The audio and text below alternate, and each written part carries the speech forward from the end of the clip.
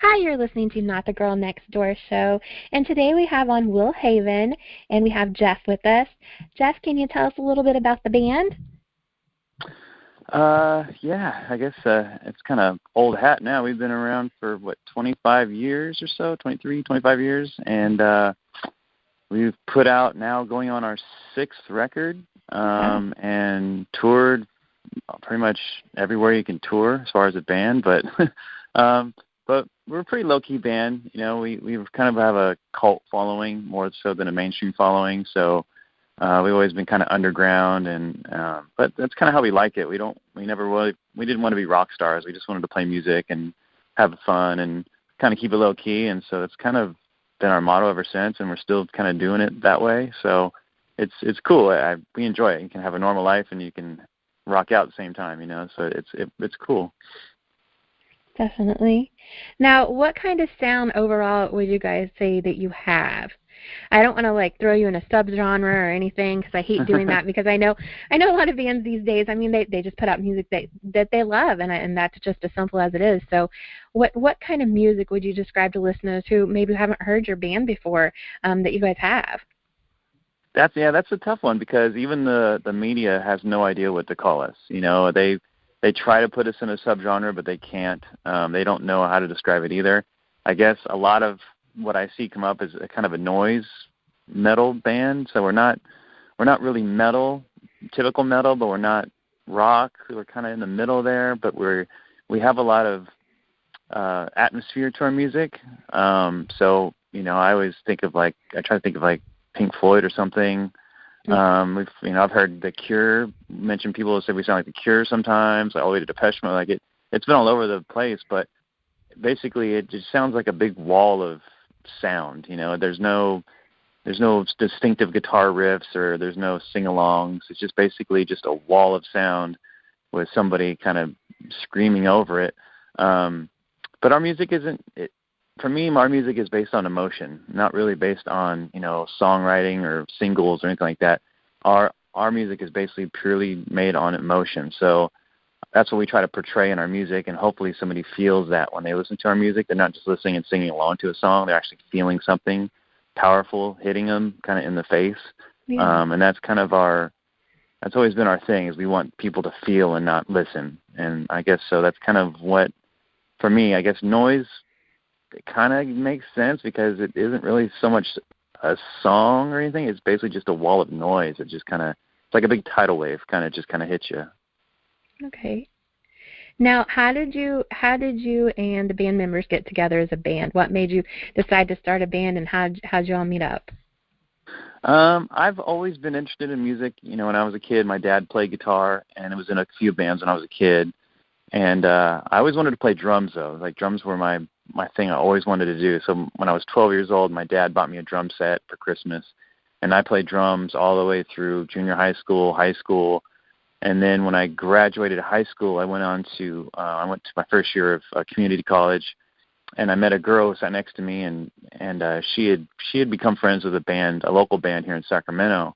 They were called FAR, and she gave me their demo tape in class one day, and I went home and listened to it, and I was blown away. I was I can't believe this is a local band. They sound amazing. Mm-hmm. So I ended up becoming friends with those guys just through other friends, and hung out with them, and just kind of was in the scene and got to see what it was like to be in a band. And I watched those guys from the sidelines for a long time. And then I became friends with Deftones, because they're from Sacramento too. And so the whole scene, I was just kind of meeting these people, and got, into this subculture here in Sacramento. And so I was best friends with those guys and the FAR guys. And then we all kind of collaborate together once in a while. And since I played drums, and my two best friends were Sean and Stefan, who from Deftones, they both play guitar.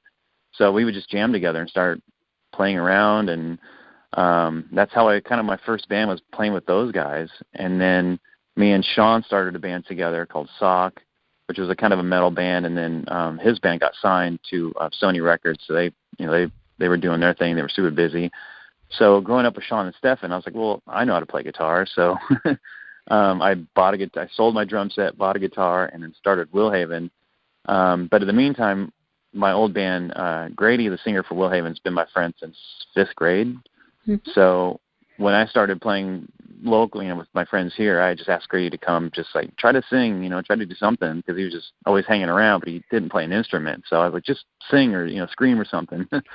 So that's how he started. So so me and him kind of started Willhaven together, and then my best friend from junior high school, Mike, his mom had bought him a bass a long time ago, but he never touched it. It just sat in the corner of the room. And so I called him up. And I was like, hey, we're starting a band. Where's that bass? Why don't you pick up that bass and just try to learn how to play it? And so he did it, and he joined the band. And then we needed a drummer. And I had a friend that I skateboarded with here in Sacramento, and he played bass in another band. But he knew that we were kind of starting the thing, and so he called me. He's like, hey, you guys need a drummer? Because I'll learn how to play drums. So we're like, yeah, sure. We're all learning too, so jump on in. So that's how Willhaven started. Basically, it was just 4 guys that had no idea what we were doing. We were all learning our instruments from day one. None of us took a lesson. We still don't know how to note. We don't know notes. We don't know anything. We don't know how to songwrite. We were just making noise, and we grew together, and we ended up kind of creating our own sound in this band, and it was very organic. I mean, it couldn't be more organic than how we did it, That's a pretty interesting story, though. It's like we weren't put together through a magazine or want ads or anything like that. These guys I've grown up with since I was, 11 years old. So we're all super close, and we just happened to just start playing music because we were wanting to just do something together as friends, And you guys were literally learning how to play the music, on your own, like what sounded good to you guys together, literally.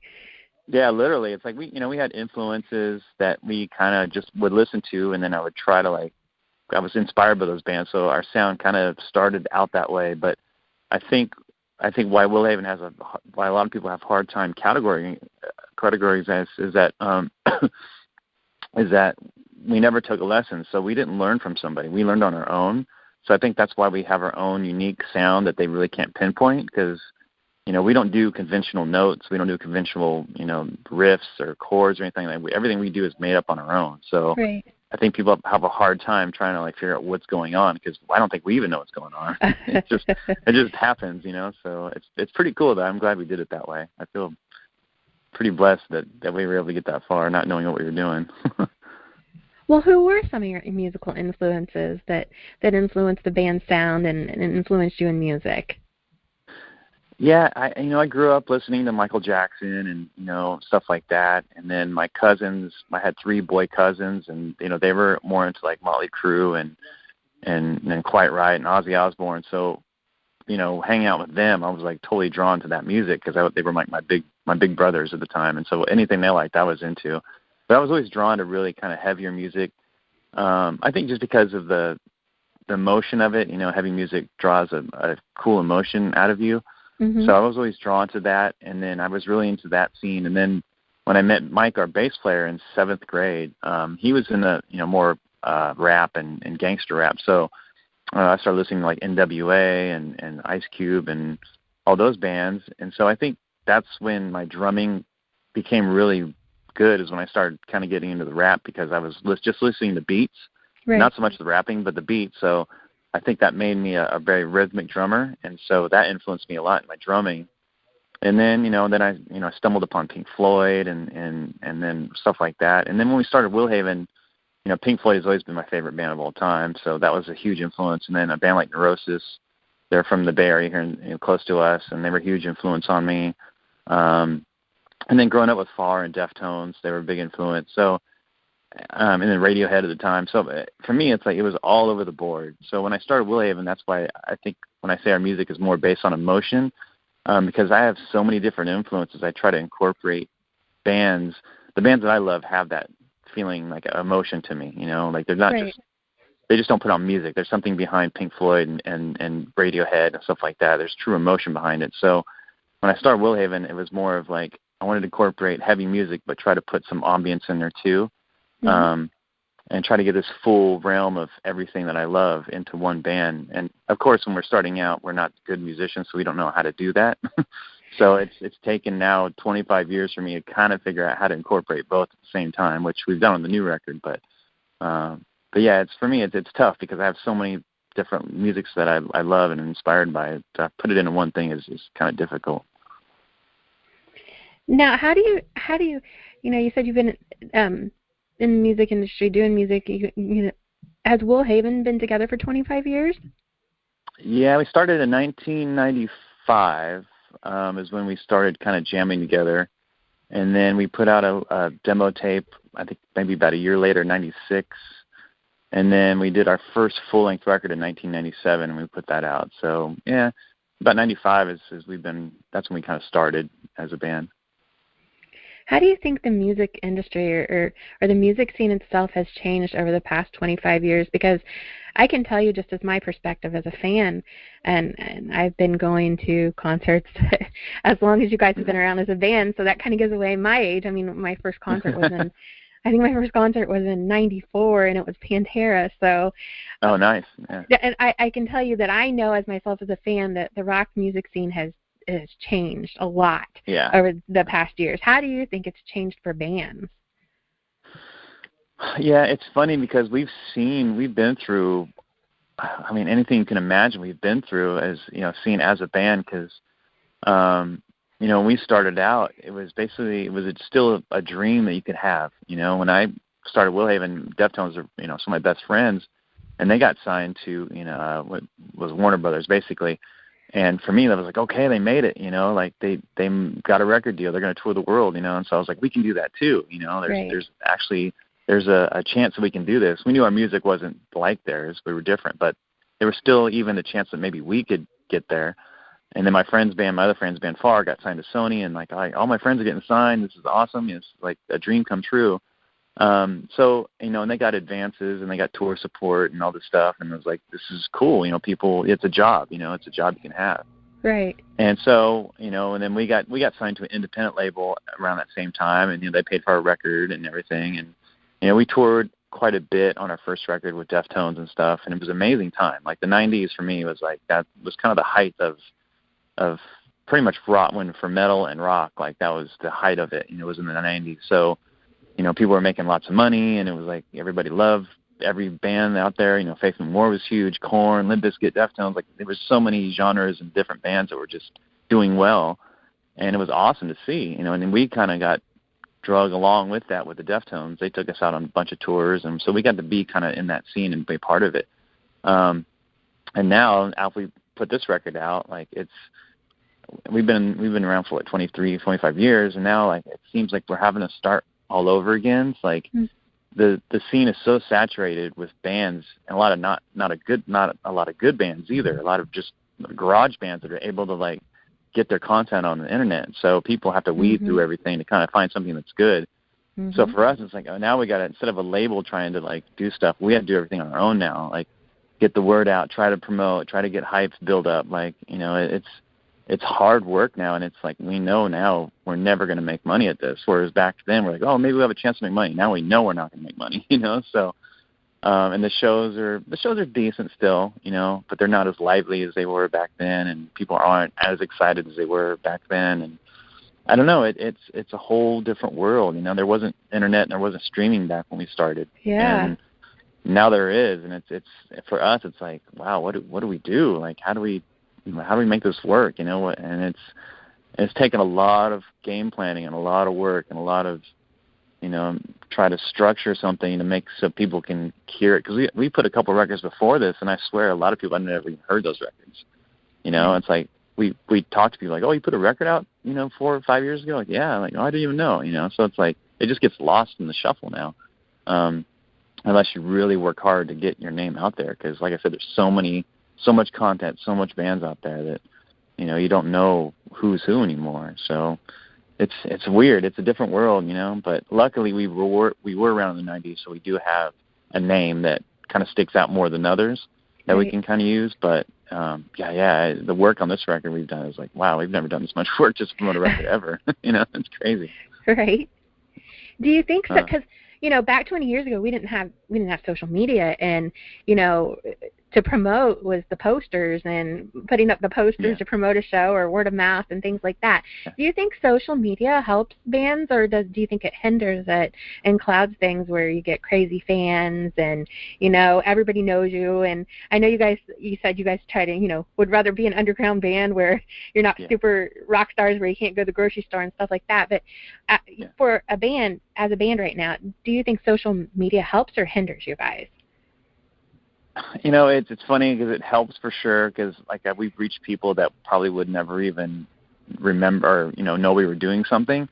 So the being able to reach people that would normally read magazines and stuff is really cool, because we've been in contact with a lot of people that we've lost contact with over the years as far as fan wise. But for me, I've always been intrigued by a band that you don't know much about. The mystique of the band is always was something very unique and tangible. And, some of my favorite bands I was very interested in, and I would go run by a magazine just to read something on them, because, for me growing up, Motley Crue was probably one of the biggest bands, and they were just so notorious bad boys, but you had no idea what they were doing, behind the scenes.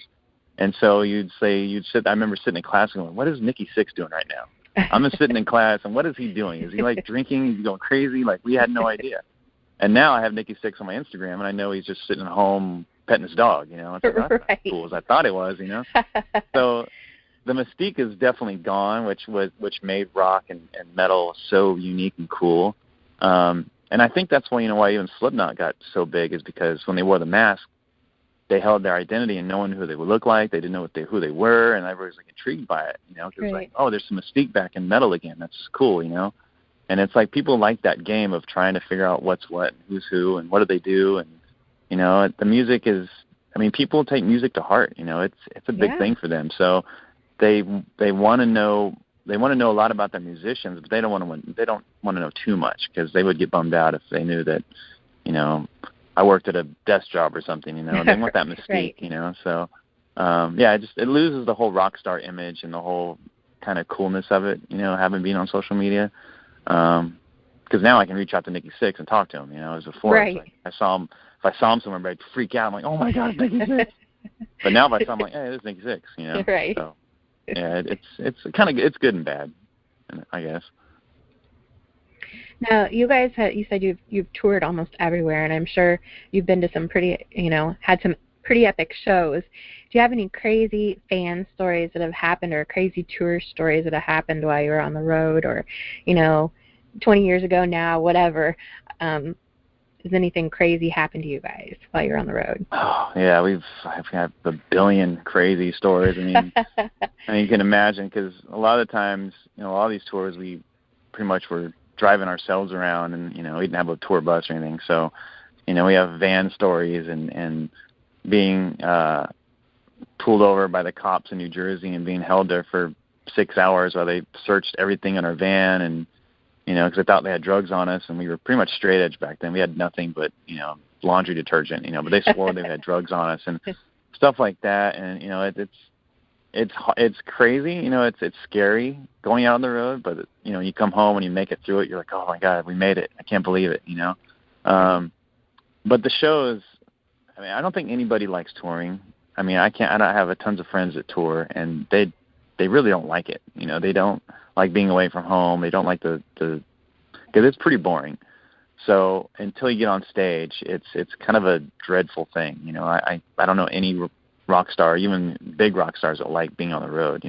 They love being on stage and playing, but they hate being on the road because it's a hassle. It's just a lot of work, and it's probably a lot of harder work than a lot of other jobs, because it's the mental game is insane. Trying to stay busy, trying to do things. Luckily, we drove everywhere, so we were 8 hours in a car driving to the next show, which kind of kept us somewhat busy. But it's tough, and but yeah, a lot of run-ins with cops and border patrol agents, and oh my goodness. And we never went to jail. We thought we were a few times, but yeah, never ended up in jail or anything like that. Never got in a car accident, knock on wood. But yeah, just traveling across Europe and just seeing the countryside, and out a window, and it's funny as you go when you get home, you look back. I can't believe the places we've been. You know, it's crazy. I think our singer and our bass player almost drowned in Australia one day. Oh my goodness. We were playing on the Warped Tour in Australia, and we had gotten done with the show. Then we were staying at some resort. The Warped Tour put all the bands in this resort area, and so we went to the beach, just the four of us. And then I think we'd kind of been drinking a little bit during the day, and so our singer and our bass player went swimming in the ocean and got caught in the undertow. Oh, no. And they got dragged out to sea. Yeah, and our bass player is pretty tall. He's about 6'5". And he got out to where he couldn't stand anymore, though. That's how far he got drugged out, and it just kept taking him more and more. And those guys were already tired from trying to get back in from the surf, and they were kind of a little buzzed. And our singer was going down. He had basically started drowning, and our drummer ran out there and just grabbed his hand at the last second and pulled him back in. And our bass player was able to just get his one little toe into the sand and trying to drag him up the beach a little bit, or back where he could stand again. So, yeah, it was basically our singer just basically was 1 second away from dying in Australia. And he wrote a song about it after that. But yeah, we thought we were going to be stuck in Australia with no singer for the rest of the tour. Oh, my goodness. Yeah, wow. Yeah, just stuff like that. Yeah, it's like it's stuff on the road. You're like, wow, I can't believe we survived, you know. And that's when I go back to, like, look at Motley Crue. I was like, how do those guys live? How are they still alive? I don't get it, you know, because our tour stories, I mean, we almost died, and we're just some little band. Like, I can't imagine bands like that, what they've been through and the stories they've got. I'm like, holy Moses, I would love to sit down and just talk to them for an hour and see what they got, you know. It's like, how are they still alive? I don't get it. I'm sure. Yeah. Now, you guys have a new album set to be released in about 2 weeks now. Is that correct? Actually, a week from Friday. Yeah, a week from Friday. Yeah. Tell us about the new album. Yeah, we absolutely love it. We went into it. It's funny because this band, you know, it's basically a hobby for us. You know, we kind of just do it when we want to do it. And after our last EP, we thought we'd kind of take a break for a while, maybe even break up. You know, we weren't sure what we were doing. So I was personally working on a different project at the time, and then a record label called me and asked me if Woolhaven was doing another record, and I kind of told them no. And they said, well, if you guys do one, we would love to put it out. So that kind of sparked little sparks in my brain. So I called up our singer, and I was like, hey, you know, there's a label interested in doing another Woolhaven record. Do you want to do one? And he said, yeah, but I'll do one more, but that's it. I don't want to do any more after that. I'm like, okay. So I was like, well, let's do one, you know, let's try to make the best record we can. You know, let's try to put everything we can into it and not leave anything on the table. Let's just go for it. And so he agreed to it. And so for 2 years I worked on this record. And we record some ideas, and I go back at home and I'd sit all night and rearrange stuff and add stuff and tear stuff apart, and then go back to practice and tell them I changed everything, and they'd be all mad at me. And it was a constant push and pull for 2 years. And then finally I was done, and I was like, okay, I can't make a better record than I've done. This is it. You know, I don't think we could do anything better than this. So we ended up recording it in the studio, and it came out perfect, exactly how I envisioned it. And I think we all walked away totally kind of floored at what we'd come up with. You know, like, we didn't expect it to be this good when we started it. And we're completely happy with it. I think we'd all say it's probably the best stuff we've ever done as a band.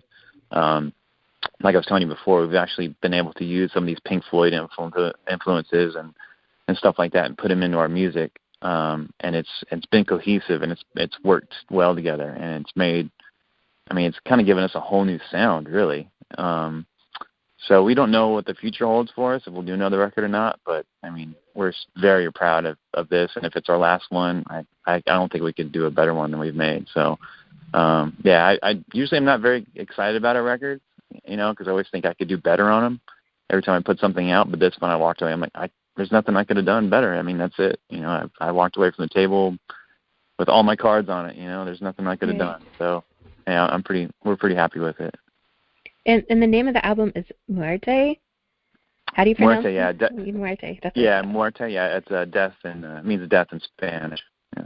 That's what I thought, but I just wanted to verify. Now, Yeah. you guys have released a video, right, for El Sol, which it's a track off the new album. Correct. Yeah. Yeah. It was a lyric video we did, and it was about 3 weeks to maybe about a month ago. Yeah, we released a lyric video. That was kind of our game plan. Is we were trying to build some hype behind it because we thought the record was good enough, or it needed some attention before it came out. So we've been trying to slowly leak stuff out here and there, and that was our first thing. We put a lyric video for that song just to kind of let people know that that's kind of what's coming.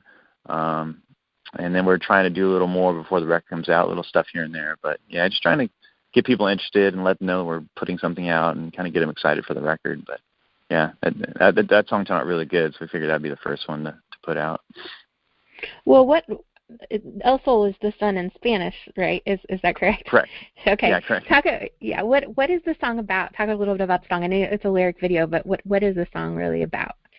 Yeah, that song was me and Stephen Carpenter from Deftones. We wrote that together because I grew up with those guys, so I figured I wanted to collaborate with him on a song, at least a Will Haven song. So me and him wrote that together, and that was kind of the first things we wrote for the record, was me and him doing that. And then Grady didn't really have a lot of lyrics written down yet because this was really early in the process. So he basically took a poem that he saw, and it's basically kind of it relates to what's going on in the world right now, and it's a beautiful poem, and it talks about being kind to others, and when you go, when you pass away, you want to leave a mark, you want to be respected, and you want to be, when you leave this earth, you want to be happy, that what the trail you've left.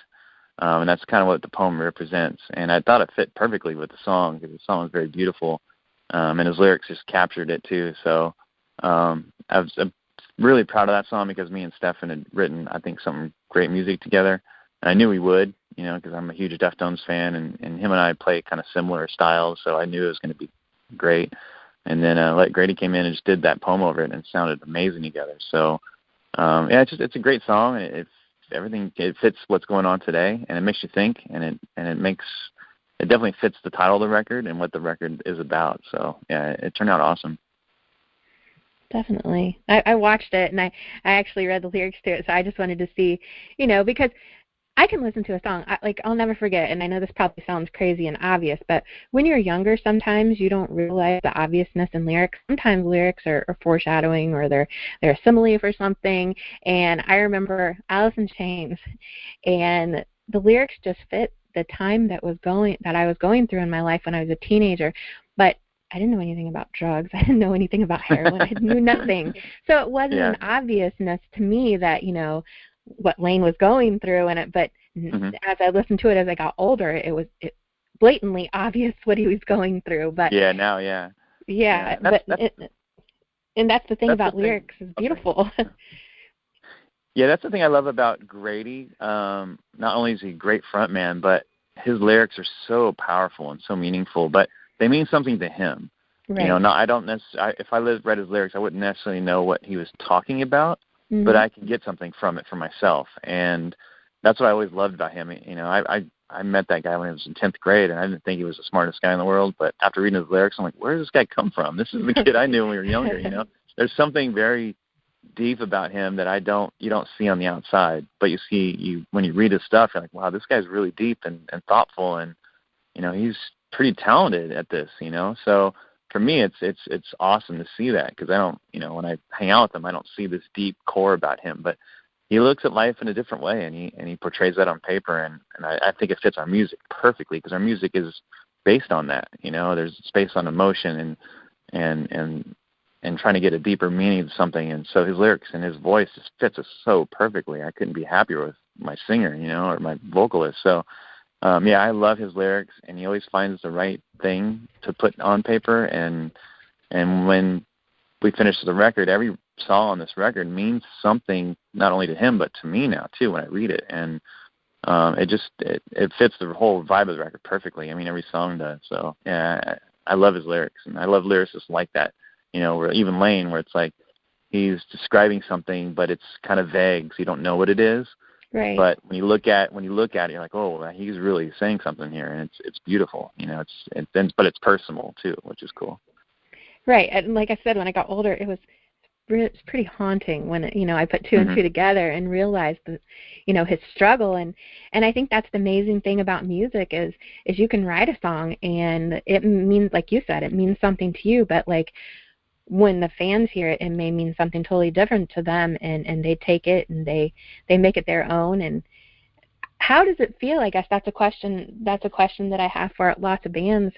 How does it feel when you guys put work into a project, whether you're composing the music or writing the lyrics, and you see these fans spouting off every word that you guys are singing or playing, and they know what they're doing? How does that feel to be up on stage and see people mimicking you like that? I mean, I think that's why we all do it. I think that power of like that powerful feeling of feeling that from that. I mean, it's like when an artist paints a painting and people buy it for millions of dollars and stick it on their wall. They obviously feel something from that, and the artist is like happy that he portrayed something through his art. And it's the same thing with a musician. It's like when you create art like that and people respond to it, and then it moves them. It's like there's no better feeling in the world. And I think that's when I was saying earlier, when bands hate touring, they hate it.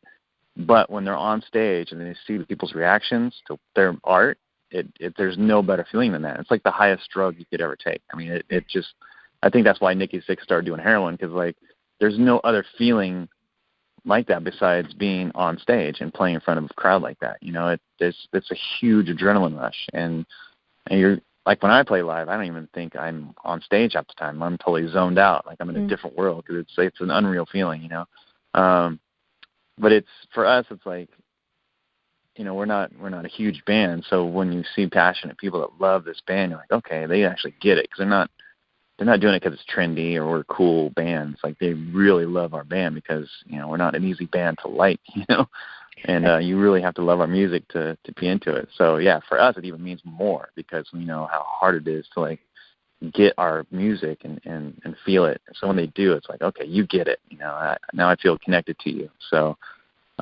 it's a pretty amazing feeling, and that's, I think, one of my greatest accomplishments in life, is be able to like share that with people and move them and do that. And it's pretty crazy to think about, but there's bands that do that for me too, though.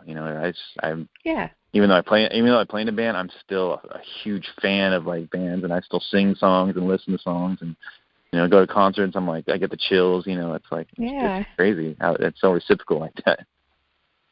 Yeah, because I think music overall, no matter who you are, plays an integral part in everyone's life, and fans, or even if you're in a band, I mean, music is part of your life, and that's why the fans have the passion, and the bands have the passion to do what they love, and the fans have the passion with the music. So it's beautiful things when music. Yeah, and that's what, when we were talking about earlier, it's like how things have changed. It's like, it's kind of a bummer, because, back when I was in the 90s, like, music was the biggest part of my life. We had video games, but, it's like, it was a different world, and music was kind of all we had. We didn't have computers and Facebook and iPhones. It's like all we had was music. So, like, that was my life, and, that's why I play music, So, yeah, it's a huge part of my life, and I wish it was still as powerful as it was back then, because it's changed my life and it's made me a better person.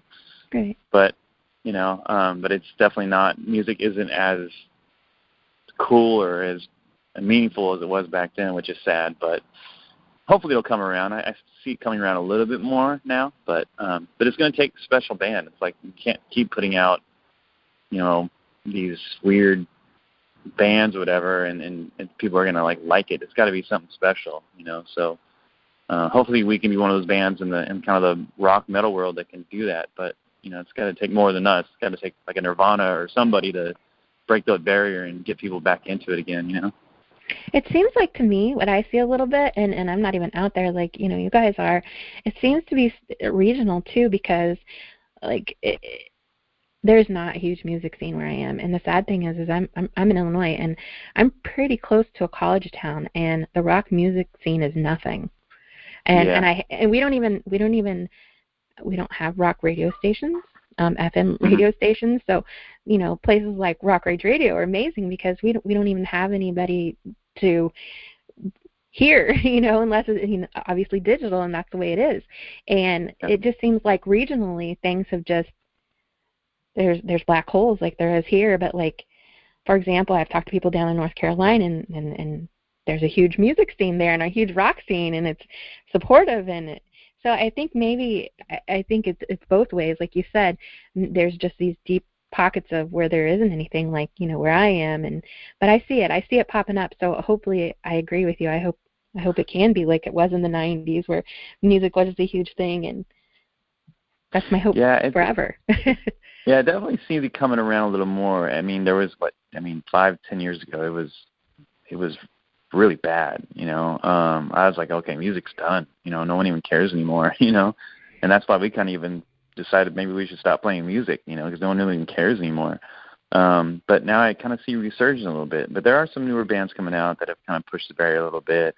Even with our new record, I see a lot of interest in it because I think there's been so much, kind of really bad music out there, and people haven't really put a lot of heart into it, and that's tainted it too a little bit. So when we put our record out, people are like, okay, now finally there's a band again that actually puts heart into it and they're real, and I think people are looking for that too. So it's not only I think it's Facebook and all that stuff, but I think it's just the quality that's out there is not that great either. So people are like, it's not that great. It's like watching a reality show over and over again. It's like, okay, I've seen it, then whatever. So as I say, it's going to take something special to get people back into it, but it's going to take something real, Right. But it'll come back. I mean, music will always have a place in this world. I mean, you can't really live without it. Yeah. So, but yeah, we'll see. Hopefully everything comes in cycles. It's just one of those things. It's just life. I agree. Now, are you guys going on tour, or have you guys talked about going on tour to support the new album? We're doing a couple of headlining just kind of runs up the West Coast here in California. We're talking about maybe going to the East Coast for a little bit, and then we're going to Europe in September. But that's really about it. We're kind of just playing everything by ear. Like I said, it's kind of a new rebirth for the band. Because our last EP just was kind of under the table, and a lot of people didn't know about it. So we go play shows, and it'd be the people that saw us 10, 20 years ago, like showing up just kind of as a nostalgia thing. So I think with this new record, it's going to definitely gain a lot more newer fans. So we're just kind of see what happens. If the album does really well and people want to see us, we'll definitely do some more stuff. But right now we're just kind of living within our means and just booking stuff here and there.